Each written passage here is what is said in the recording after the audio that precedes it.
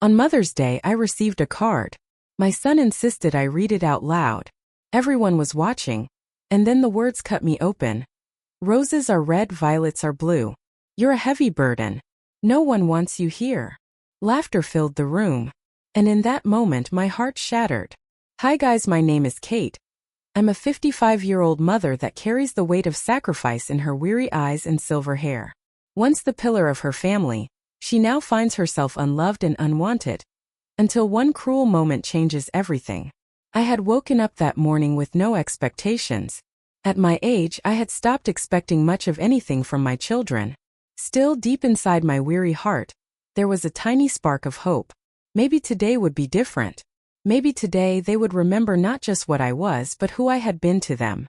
I had spent decades working my hands raw, cooking meals they devoured without thanks, patching up scraped knees, staying awake at night when they were sick, and fighting battles with the world so they wouldn't have to. Mother's Day to me wasn't about gifts or flowers. It was about being seen, being remembered, being told even once a year, you mattered. You still matter. By noon, the house had begun to fill with voices. My son's family had arrived, bringing bags of food and drinks. My daughter-in-law greeted everyone with a wide smile, while my grandchildren laughed and ran through the living room.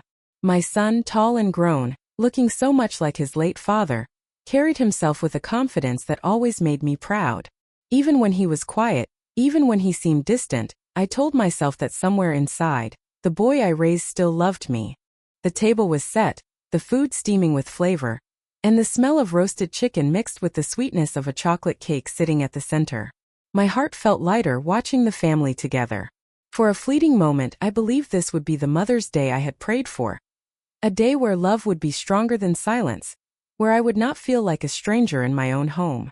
After lunch, my son stood up and clapped his hands together, calling for attention. "All right, everyone," he said, his voice carrying a playful tone. "Before dessert, I have something for my mother." I froze. My heart skipped. A Mother's Day gift? From him? I pressed my palms against my lap to stop them from trembling. He pulled a card from his pocket, its edges neatly folded, as if he had taken care to prepare it. A few chuckles echoed in the room, and I noticed how my daughter-in-law's lips curved into a secretive smile. Something about it felt strange, but I brushed the thought aside.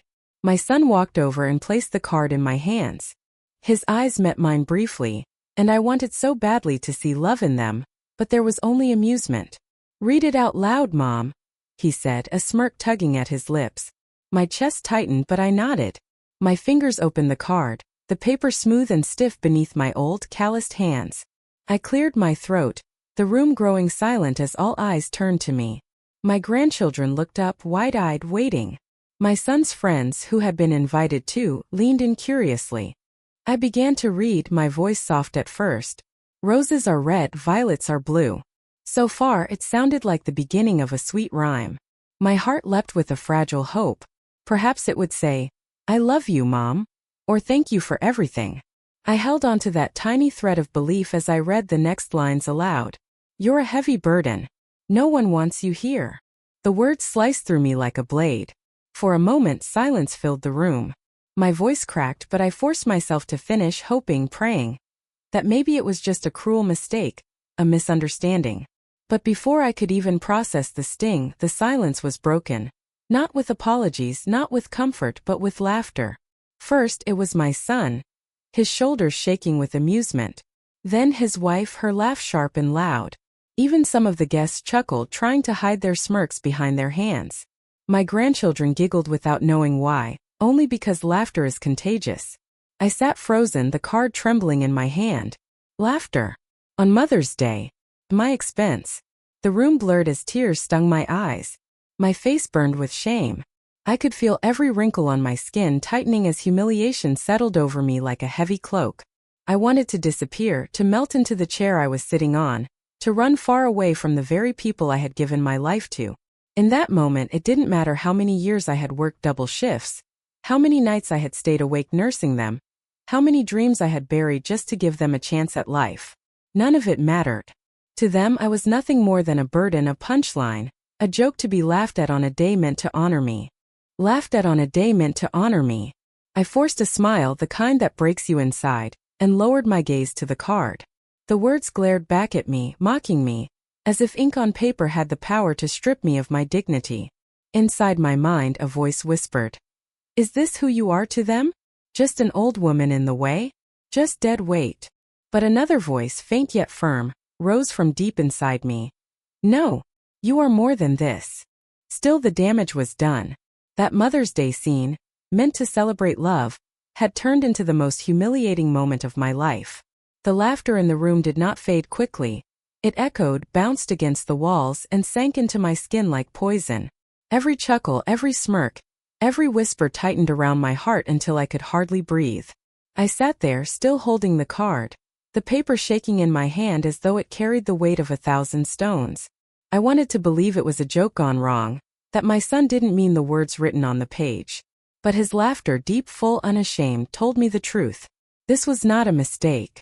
This was entertainment. And I was the spectacle. My lips trembled. My throat ached with the words I couldn't say. "Why, son? Why would you do this to me?" But no sound came. The room was filled with voices, but none of them belonged to me. I was silent, caged in my own pain, forced to watch as the people I loved most tore me apart with their amusement. "Come on, Mom," my son said, still chuckling. "Don't take it so seriously. It's just a card. Lighten up. Lighten up." On Mother's Day, on the day meant to honor the love of mothers, I was told to lighten up while my son mocked me in front of everyone. My eyes drifted to my daughter-in-law, who leaned against the wall, her arms crossed, smiling with satisfaction.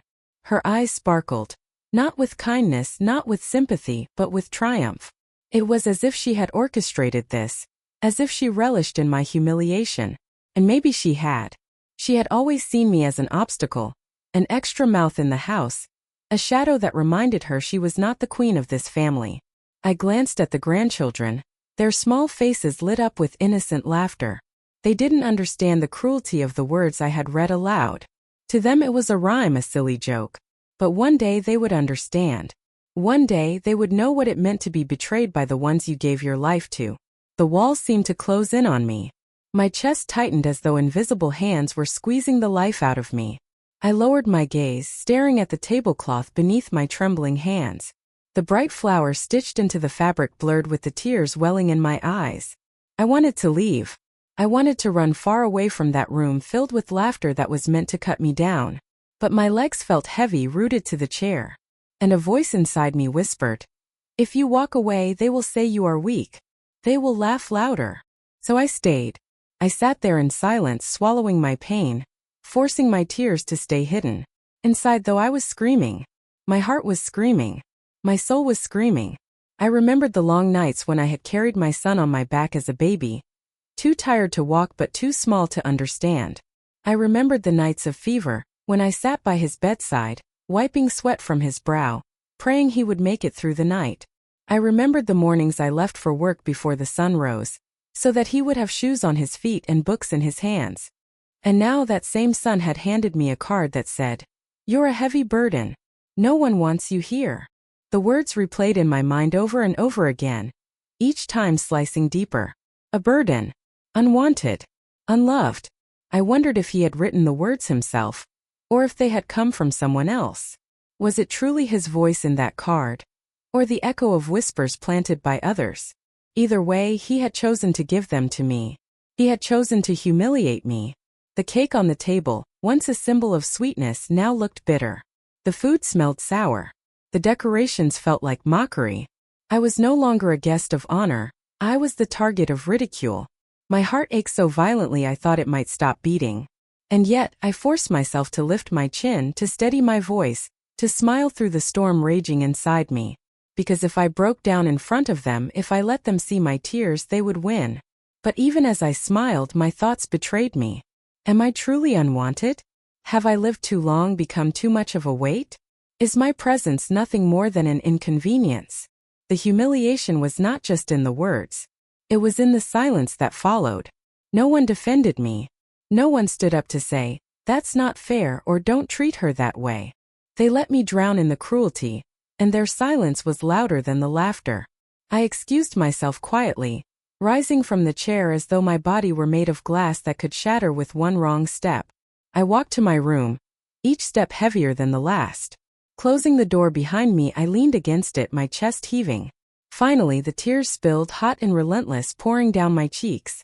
Alone in that room, I cried, not just for the card, not just for the laughter, but for the years of sacrifice that had led to this moment. I cried for the young mother I once was, full of hope and love, who had dreamed her children would grow into people who cherished her. I cried for the realization that somewhere along the way I had lost them, not because I didn't love enough, but because they chose not to see it. Mother's Day had turned into the cruelest day of my life. As the night fell and the laughter in the house died down, I sat in silence, clutching the card.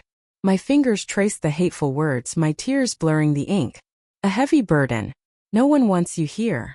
I whispered to myself, maybe they don't want me here, but I am still here. And they will learn what that means. The humiliation had broken me, but in that breaking something new was born. A fire I hadn't felt in years. The days after that Mother's Day humiliation were the longest of my life. At night I would lie awake, staring at the ceiling, the words of that card echoing in my ears like a curse I couldn't shake. You're a heavy burden. No one wants you here. I tried to tell myself it was just a cruel joke, that maybe my son didn't mean it, that perhaps it was the careless influence of youth. But deep down my heart already knew the truth. It wasn't just a joke. It was a mirror of how they truly saw me.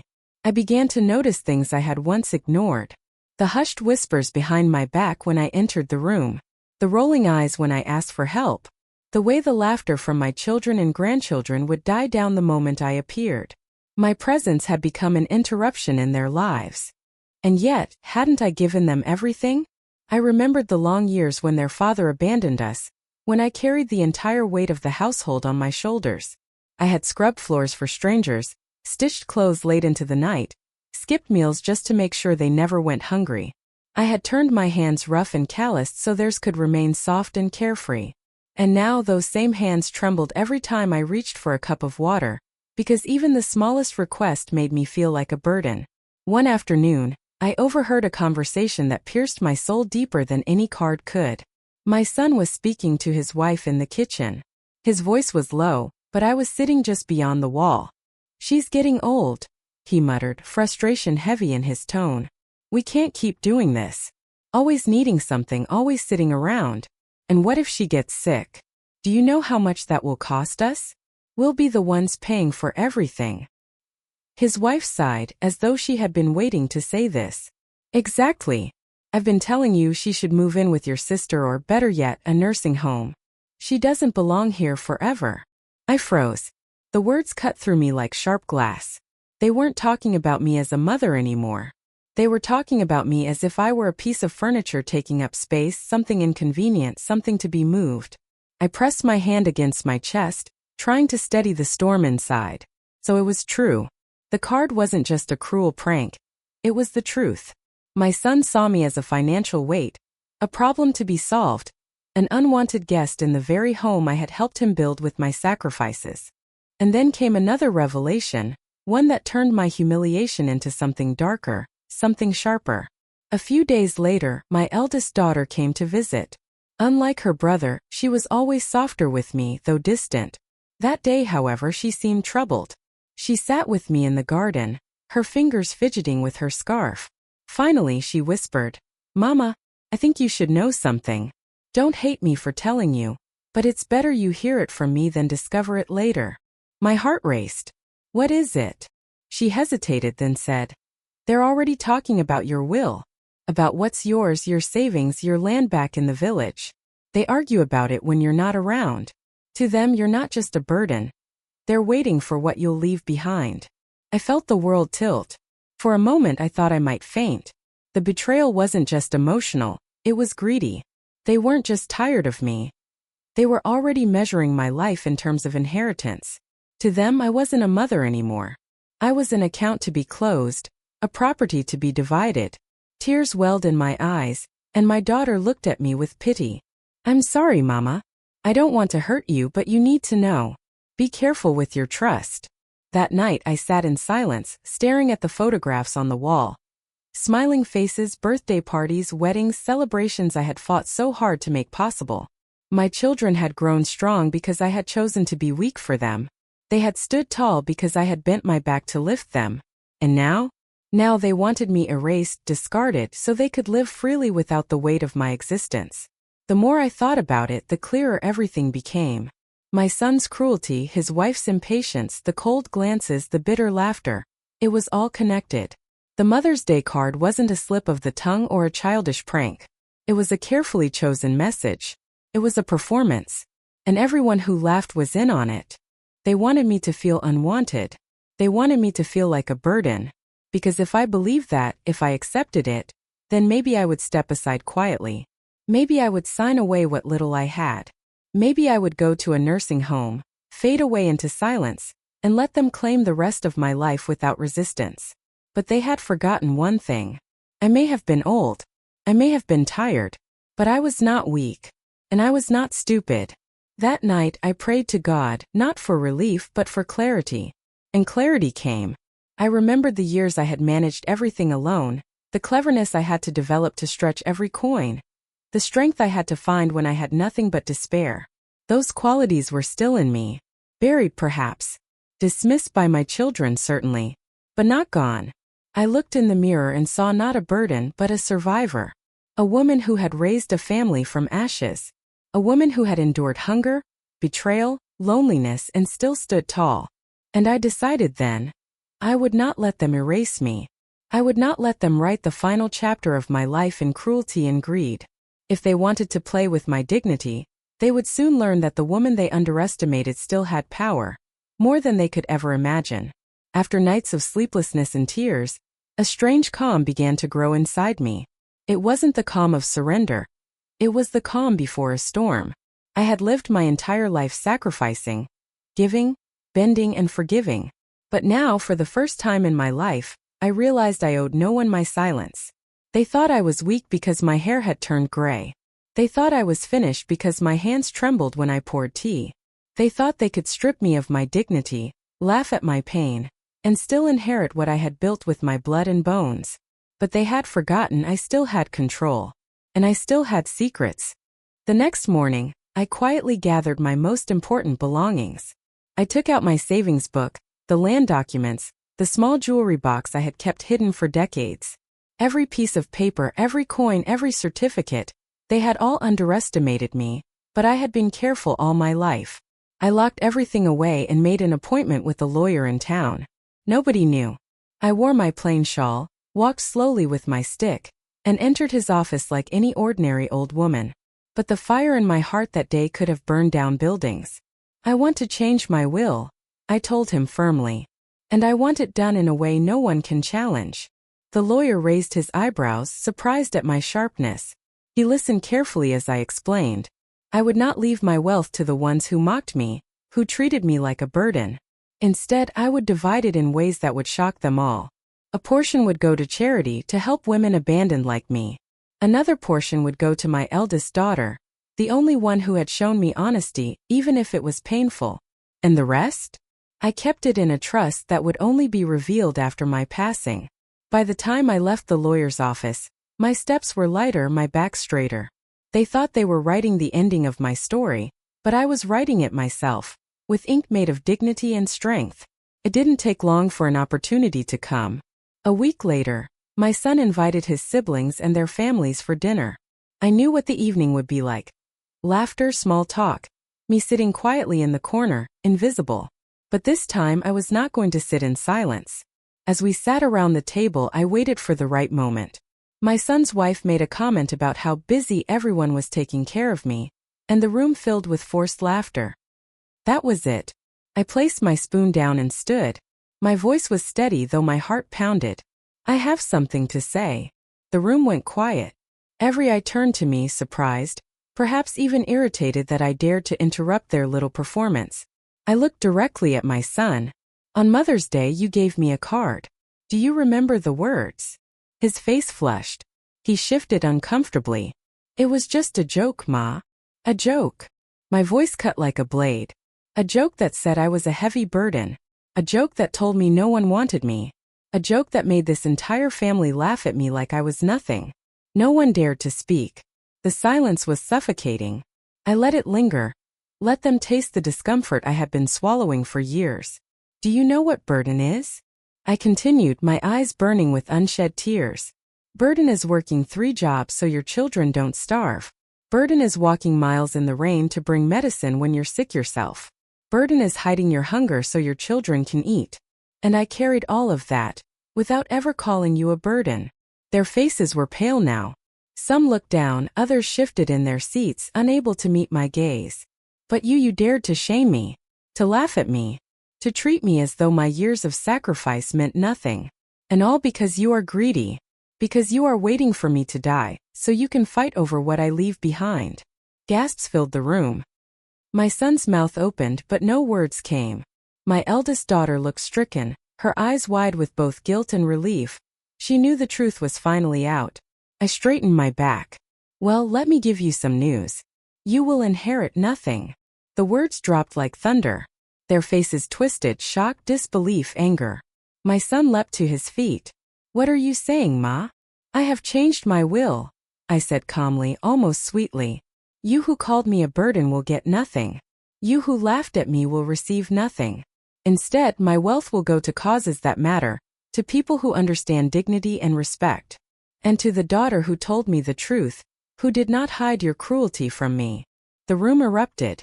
Voices shouted over one another. Some tried to plead, others to argue. My son's wife accused me of being manipulated. My other children looked betrayed, as if I was the one who had wronged them. But I stood tall. For the first time in decades, I felt taller than all of them. When the chaos calmed, I raised my hand. Enough. You can scream, you can accuse, you can hate me for this decision. But let me tell you something. A mother's love is a river. It flows endlessly, silently, without asking for anything in return. But when you poison that river with greed, with mockery, with cruelty, don't be surprised when the river runs dry. Tears slid down my cheeks, but they were not tears of weakness. They were tears of cleansing, of release. I was never your burden. You were my blessing once, but you turned yourselves into burdens with your greed. And I will no longer carry you. The room was silent again. Not one of them could look me in the eye. That night I packed my small bag. I moved in with my eldest daughter, who, though imperfect, had at least given me honesty. My days became quieter, simpler, and strangely peaceful. I watered plants in her garden, I sewed little clothes for her children, and I prayed every morning with a lighter heart. And though the bitterness still lingered, I carried one unshakable truth. They would remember me not as a weak, discarded old woman, but as the mother who refused to be erased. So yes, on that Mother's Day when they gave me that cruel card, they thought they had broken me. They thought their laughter had stripped me of my dignity. But they were wrong. Because sometimes humiliation is the fire that forges strength. Sometimes betrayal is the spark that ignites a new kind of courage. And sometimes the burden you thought you could mock becomes the storm that leaves you with nothing. I was their mother. I gave them life. But I also gave myself life again, by refusing to let them write the end of my story. And that is the revenge they will never forget.